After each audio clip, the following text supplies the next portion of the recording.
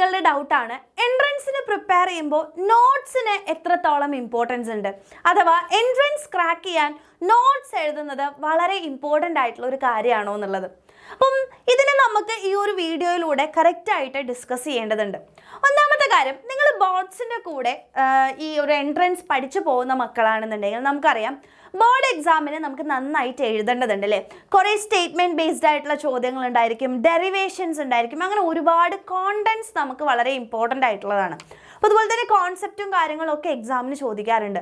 അപ്പോൾ ആ സമയത്ത് നമുക്ക് റിട്ടേൺ ആയിട്ടുള്ള വളരെ എസ്സേ ടൈപ്പൊക്കെ നമുക്ക് എഴുതേണ്ടി വരുന്ന കാര്യമായതുകൊണ്ട് നോട്ട്സ് എഴുതുന്നത് കുറച്ചൊക്കെ എന്താണ് ഇമ്പോർട്ടൻ്റ് ആയിട്ടുള്ള കാര്യം തന്നെയാണ്. നോട്ട്സ് നോക്കി പഠിക്കുക എന്ന് പറയുന്നത് ഇമ്പോർട്ടൻ്റ് ആണ്. അതിൽ നോട്ട്സ് എഴുതണം എന്നുള്ള കാര്യം ഒരിക്കലും ഇമ്പോർട്ടൻ്റ് ആണെന്ന് പറയില്ല. നിങ്ങൾക്കിപ്പോൾ PDF ആയിട്ടുള്ള നോട്ട്സ് ഉണ്ടെന്നുണ്ടെങ്കിൽ അത് വെച്ച് നിങ്ങൾ പിന്നീട് ഡെറിവേഷൻസും കാര്യങ്ങളൊക്കെ എഴുതി പഠിച്ചാലും മതി.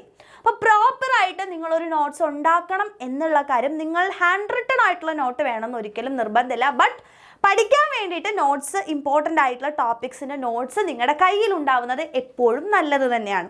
ഇനി എൻട്രൻസിലേക്ക് വരുന്ന സമയത്ത് നിങ്ങൾ നോട്ട്സ് നോക്കി പഠിക്കേണ്ട ആവശ്യമുണ്ടോ? മെയിൻ ആയിട്ടുള്ള കാര്യം നമുക്കറിയാം, ഈ എൻട്രൻസ് എന്ന് പറഞ്ഞാൽ കൂടുതലും മൾട്ടിപ്പിൾ ചോയ്സ് ക്വസ്റ്റ്യൻസ് ആണല്ലേ. അപ്പോൾ അതിന് നിങ്ങളുടെ കയ്യിൽ റെഫറൻസ് ബുക്കുകളും കാര്യങ്ങളും ഒക്കെ ഉണ്ടെന്നുണ്ടെങ്കിൽ പ്രത്യേകം നിങ്ങൾ നോട്ട്സ് ഉണ്ടാക്കണം എന്നൊരിക്കലും പറയില്ല.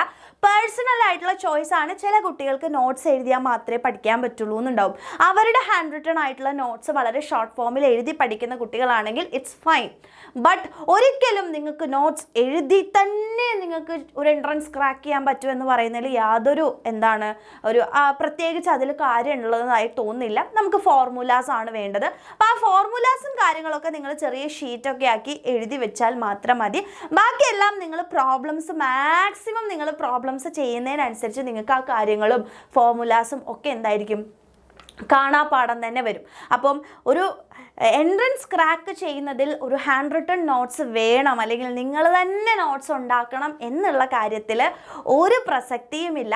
ബട്ട് ദ തിങ് ഈസ്, നിങ്ങൾക്ക് കംപ്ലീറ്റ് ആയിട്ടുള്ള ഫോർമുലാസും കാര്യങ്ങളും നിങ്ങളുടെ ഫിംഗർ ടിപ്സിൽ അറിയണം. അപ്പോൾ ബാക്കിയുള്ള കോണ്ടൻസ് ഒക്കെ നിങ്ങൾക്ക് അറിയുകയാണ് എന്നുണ്ടെങ്കിൽ ഉറപ്പായിട്ടും നിങ്ങൾക്ക് നോട്ട്സിൻ്റെ ആവശ്യമില്ല എന്നുള്ളത് തന്നെയാണ് കാര്യം. അതിപ്പോൾ ഏതൊരു എക്സ്പെർട്ടൈസിൻ്റെ അടുത്ത് നിങ്ങൾ ചോദിച്ചു കഴിഞ്ഞാലും ഇത് തന്നെയാണ് വരാൻ വേണ്ടി പോകുന്നത്.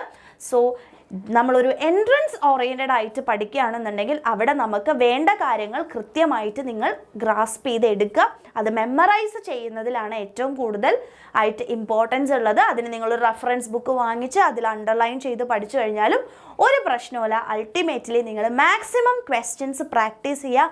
മാക്സിമം എത്രത്തോളം നിങ്ങൾക്ക് സ്പീഡപ്പ് ആക്കാൻ പറ്റും അതിലാണ് ഏറ്റവും ഇമ്പോർട്ടൻസ് നിങ്ങൾ കൊടുത്ത് പഠിക്കേണ്ടത് എന്നാണ് മിസ്സിന് പറയാനുള്ളത്. അപ്പോൾ നന്നായിട്ട് പഠിച്ചു തുടങ്ങുക. നിങ്ങൾ നോട്ട്സിന് വേണ്ടി എഴുതി കുറേ സമയം കളയുന്ന മക്കളാണെന്നുണ്ടെങ്കിൽ കുറേ പേര് അങ്ങനെ ചെയ്യാറുണ്ട്. അപ്പോൾ അതുകൊണ്ടാണ് പറയുന്നത്, നിങ്ങൾ നോട്ട്സിന് എഴുതി കുറേ സമയം അതിന് ചിലവഴിക്കുന്നുണ്ട് എന്നുണ്ടെങ്കിൽ ഉറപ്പായിട്ടും അത് സ്റ്റോപ്പ് ചെയ്യുക. ഇപ്പോൾ നിങ്ങൾക്ക് നോട്ട്സ് അവൈലബിൾ ആയിട്ട് ഇപ്പോൾ ബാച്ചിലൊക്കെ ജോയിൻ ചെയ്യുകയാണെങ്കിൽ നിങ്ങൾക്ക് PDF നോട്ട്സും കാര്യങ്ങളൊക്കെ കിട്ടുന്നുണ്ട്. അത് ഡൗൺലോഡ് ചെയ്യുക, അത് വെച്ച് പഠിക്കുക. മാക്സിമം നിങ്ങൾ ടൈം എന്ത് ചെയ്യുക, മാനേജ് ചെയ്തിട്ട് പ്രോബ്ലംസ് ചെയ്യാൻ വേണ്ടി യൂട്ടിലൈസ് ചെയ്യുക. ഓക്കെ, അപ്പോൾ ഈ ഒരു കാര്യം മനസ്സിൽ വെച്ചുകൊണ്ട് മുന്നോട്ട് പോവുക. എല്ലാവർക്കും ഓൾ ദ വെരി ബെസ്റ്റ്.